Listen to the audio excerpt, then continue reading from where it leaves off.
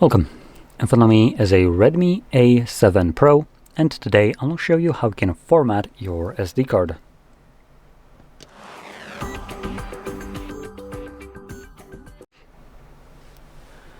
So to get started, you will want to open up your settings. In here, navigate to, I think counterintuitively the option will be in About Phone. Let's check it. Storage,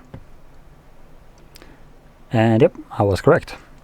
So in here you want to scroll down and you will find Samsung SD card. Now this is for me saying Samsung because that's the brand of the SD card that I'm using. For you it might say something else, but in any case you will see that under that we have the storage of the card and we have a couple options including format SD card. Let's click on that.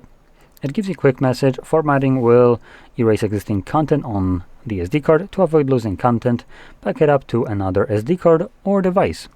Now I have literally nothing here, so I don't really care to back it up, but in your case you might want to. And anyway, from there you just select Format SD card. It will begin formatting it, and it's a very quick process. Should be right about done. There we go. So click on done, and that's it. It's ready to go again. And that's it. So if you found this very helpful, don't forget to hit like, subscribe, and thanks for watching.